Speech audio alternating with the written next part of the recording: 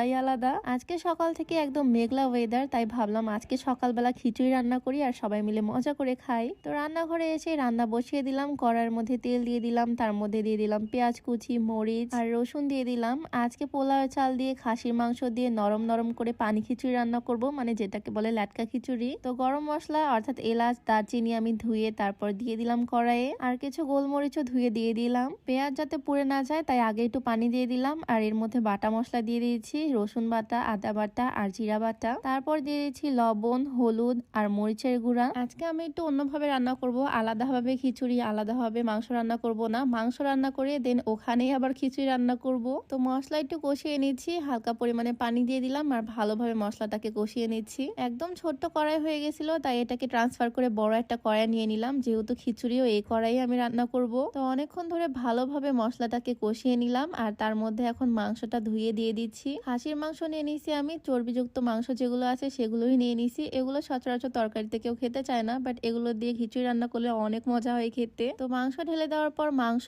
ভালোভাবে মশলার সাথে মেখে নিচ্ছি, নেড়ে চেড়ে নিচ্ছি ভালোভাবে। মাংসটা আগে ভালোভাবে রান্না হতে হবে, তো কিছু পরিমাণ পানি অ্যাড করে দিলাম আর নেড়ে চেড়ে ঢাকা দিয়ে দিচ্ছি। আর খিচুড়ি রান্না করার জন্য আজকে আমি ইউজ করতেছি পোলাওয়ের চাল আর মসুর ডাল। পোলাওয়ের চাল দিয়ে খিচুড়ি রান্না করলে বিরিয়ানি বিরিয়ানি একটা ফ্লেভার চলে আসে, খুবই ভালো লাগে খেতে। সবার জন্য আজকে রান্না করতেছি, তো চাল ডাল এখানে নিয়ে নিছি, আর এদিকে আমার মাংস রান্নাও অলমোস্ট ডান, পানি কমে আসতেছে। তো মাংস যাতে আগে থেকে ভালোভাবে সিদ্ধ হয়ে যায় তাই ভালোভাবে রান্না করে নিচ্ছি। আর একটা কড়াইয়ের মধ্যে আমি কিছুটা পরিমাণে মুগ ডাল দিয়ে দিলাম, এটাও আমি খিচুড়িতে ইউজ করব। মসুর ডাল মুগ ডাল দুইটা দিয়ে খিচুড়ি রান্না করব, আরো ভালো টেস্ট হবে। মুগ ডাল একটু ভেজে নিয়ে তারপরে তুলে নিলাম। মসুর ডাল, মুগ ডাল আর পোলাওয়ের চাল সবকিছু একসাথে এখানে মিক্স করে নিলাম। এবার এটাকে ভালোভাবে ধুয়ে নিতে হবে, পানি দিয়ে 4-5 বার ভালোভাবে ধুয়ে নিছি আমি এটাকে। আর চাল ডাল ধুতে ধুতে এদিকে আমাদের মাংস রান্নাও কমপ্লিট। এবার এটার মধ্যে চাল ডাল গুলো ঢেলে দিতে হবে। এতক্ষণে মাংসটাও ভালোভাবে সিদ্ধ হয়ে গেছে আর হালকা ঝোলও আছে, এখানে আমি ধুয়ে রাখা চাল ডাল দিয়ে দিলাম। তো চাল ডাল আমি মাংসের সাথে ভালোভাবে নেড়ে চেড়ে মিক্স করে নিচ্ছি।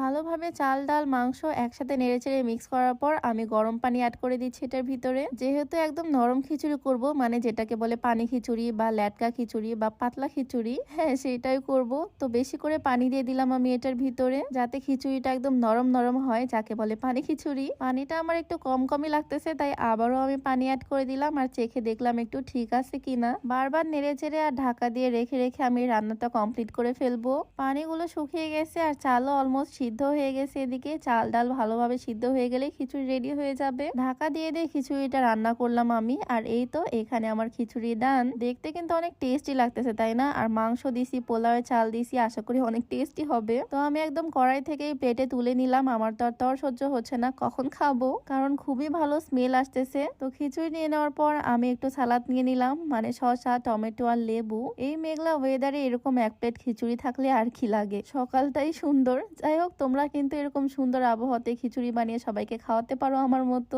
এইভাবে রান্না করলে আশা করি সবারই ভালো লাগবে। খাসির মাংসের বদলে মুরগির মাংস বা গরুর মাংস দিয়ে রান্না করলে অনেক টেস্টি হয়। যাই হোক, আজকের ভিডিও ছিল এই পর্যন্তই। সবাই ভালো থাকো, দেখা হচ্ছে নেক্সট ভিডিওতে। আল্লাহ হাফেজ।